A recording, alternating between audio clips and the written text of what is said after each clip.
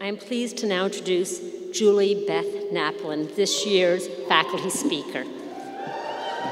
Julie Napolin is an assistant professor of digital humanities and literary studies at Eugene Lane College. She received a PhD in rhetoric from the University of California, Berkeley in 2010. Her work is part of the emerging field of sound studies, focusing on discourses of listening and acoustics in 20th and 21st century literature, philosophy, media, and music. She is currently at work on a book titled The Fact of Resonance, a study of sound, subjectivity, and practices of listening in the novel. She is also a radio producer, practicing musician, and former associate director of Digital Yaknapatafa, a virtual mapping of the world of Faulkner. Please join me in welcoming Eugene Lane College's faculty speaker for 2015, Julie Napolin.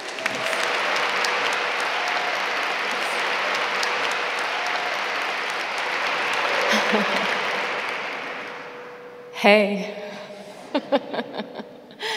What an incredible honor to be here with you today. You look ready for something.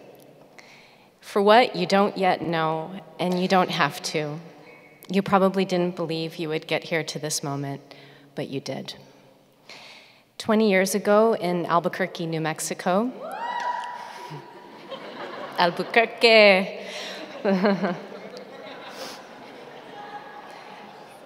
I showed up to my high school graduation in an enormous white ball gown. I had a shaved head and facial piercings, and I got to face my graduating class with a speech. I decided I would be very succinct and simply quote my favorite novel at the time, Slaughterhouse-Five. I can recite that speech to you by heart. I simply said, everything was beautiful and nothing hurt. I then added, those of you who supported me, you know who you are and I thank you. Those of you who didn't, I look forward to proving you wrong.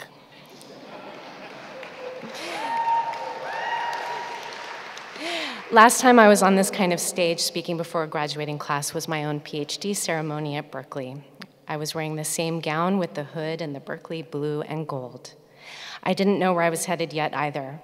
It was a year later that I would see a job call for a small liberal arts college in New York City. What could I say except that it was my dream job? It was the teaching position I didn't really think existed. 3 years later, I pinch myself that I get to be here in this city amongst you and my colleagues, amongst the most creative, genuine, and paradigm-shifting people I have ever encountered. I see myself in many of you. You've taught me how to be a better person and teacher. You've taught me things about texts I thought I understood completely. You've been there to support me when I didn't know way through a problem or a question. We've gone to museums, heard live music, puzzled over 3 sentences for an hour, and marched through the street when we were supposed to be in class. If I say I see myself in you, it's because I know that many of you arrived here under similar circumstances. Maybe you didn't think there was a place for you. You were the most outspoken person in your class. You wanted to push harder when others wanted to say the right thing, or worse, keep silent. You wanted to be somewhere where inquiry rather than requirements was the driving force in your study, where affinity rather than authority structured your encounters. I always wanted the same thing. Writing this speech for you today has meant reflecting on how I came to be here with you. In my course this semester, on the first day, we swapped stories. A colleague of mine, Robert Sember, taught me that on the first day, you should always swap stories. You told me about art objects that had moved you, an experience that had impacted you, a time that you most felt like you knew who you were. Then it came around to me. In that instant, I felt called by the collective act of storytelling. I decided to tell a story I thought I would never tell my own students. If I say I see myself in you, it's because many of you said this story resonated with your own circuitous route to Eugene Lang. So I'll tell it here again in this very public forum. Let's just say that in high school, like many of you, I was outspoken. When it came time to apply to college, I had to get a letter of recommendation from a college counselor. The last line of this letter issued what he called a strong caveat to any prospective educators considering my acceptance. And I quote, Julie Napolin cannot participate respectfully in any institution.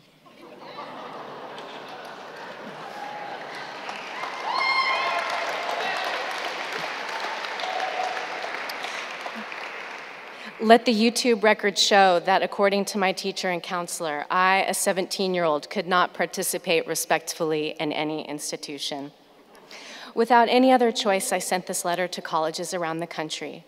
I hoped it would be swaddled by my award-winning artwork and by my writing sample on the fiction of William Faulkner that would later become my dissertation. I still teach his novels today. Let's just say that I did get into college, 2 to be exact. And at one of them, I got to study with a young professor, Christoph Cox, who we didn't know then was in the midst of helping to create a new field of study.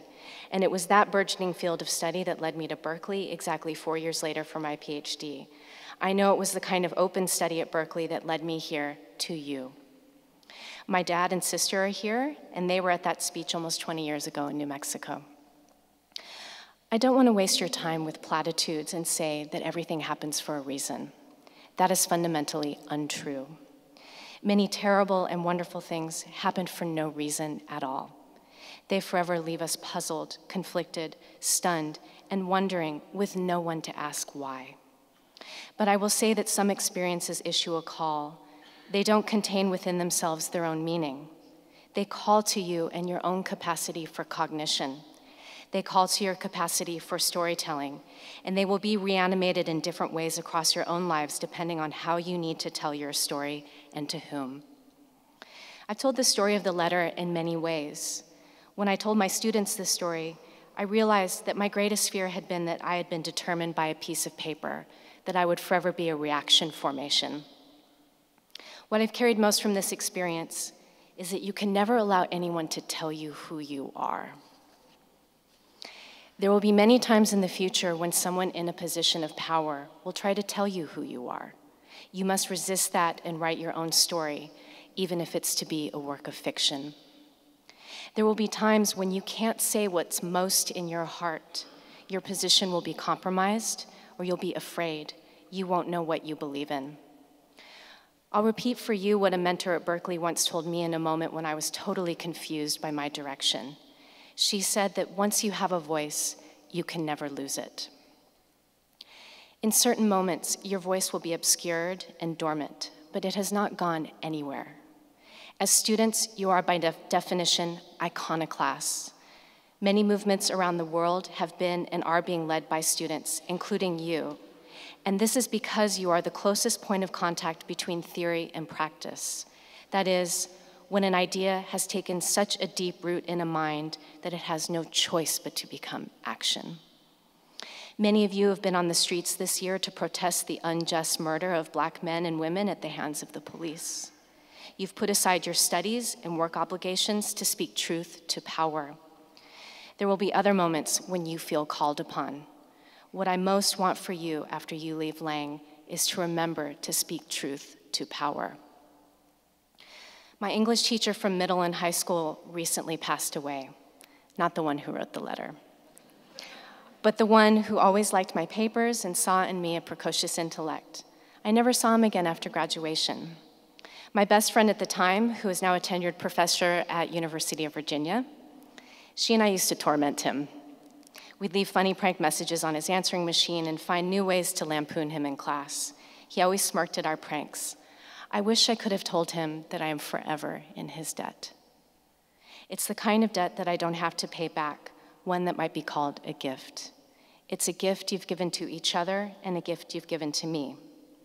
As a teacher, properly speaking, I haven't given you anything except my time. I want to turn to a second but related set of questions about indebtedness. I want to acknowledge the enormous debt many of you and your families incurred to be here. 40% of Lang students have received Pell Grants, making it the highest recipient in New York State. We have an incredibly robust financial aid program. Nonetheless, here we are in the financial center of the world, where some of you have struggled to find an affordable place to live. I've talked to more than one of you who have slept on friends' couches and moved from sublet to sublet, and finished your last credits under the enormous burden of several part-time jobs. I support debt strike and resistance, and many students around the country are joining the resistance against predatory lending practices. It's imperative to vote for leaders who make student debt forgiveness a central issue.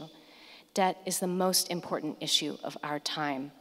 It is not individual, but a collective struggle, just as education is a public good, one that makes us for others and not simply for ourselves.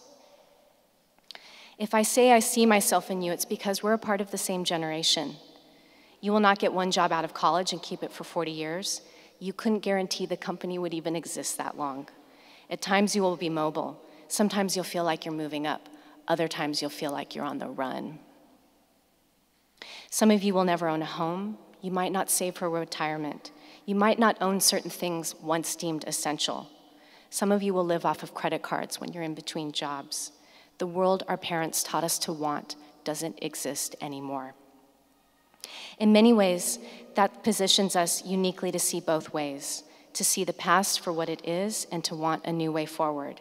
You must carve out your own story using the voice you found amongst your peers. There will be moments when you are working alongside of those who you feel at odds with. Reach them, tell them where you come from, share this collective good. To become an adult in this culture is tied up with ownership and credit. A colleague of mine, Mateusz Halawa, recently argued that mortgages and credit produce hope and optimism, the hope that you can and will repay. You will enter into lifelong relationships with banks. You will have several monthly payments, rhythms of repayment. You will hear people speak of good debt and bad debt. Good debt gives you credit and with it a sense of power. Bad debt diminishes it and stains your identity. Our horizon under this structure becomes the time of repayment. Nietzsche was probably the first to understand that we see punishment in our society as paying your debt. He teaches that to be indebted is socially constructed as punishment. If you are in debt, it's because you're a bad person. I want to tell you, you must resist these notions, politically and ethically. You must find new objects to have faith in and determine their meanings together. This achievement of your undergraduate degree, the enormous effort you've put forth alongside of your peers, cannot be commodified, nor can the voice you've marshaled. This degree has been a horizon too, but one that, above all, has been shared with others speaking alongside of you. Rather than with advice, I will go seminar style and ask you a set of questions. How will you restructure your desire? How will you learn how to want differently? How will you produce your own value as citizens? You'll come to see college as one of the most sustained times in your life of peer-to-peer engagement, relating with equals as equals. How will you replicate this way of being together in the time of ideas? This time, though no doubt supported by currency, is not contained or underwritten by it.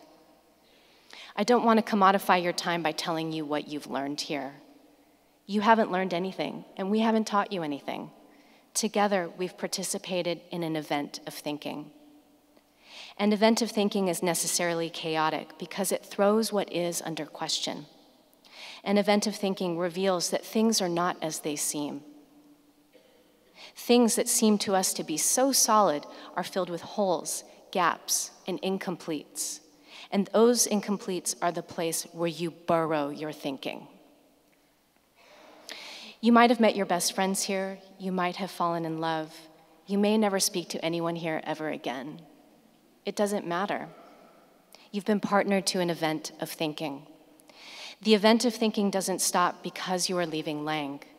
It's an infinite conversation in which every voice leaves its mark. It's the debt you do not have to pay back. This place will return in your thoughts many times to come. It will necessarily feel incomplete, like you could have said and thought more. But don't worry, you will. Thank you for the gift of your time.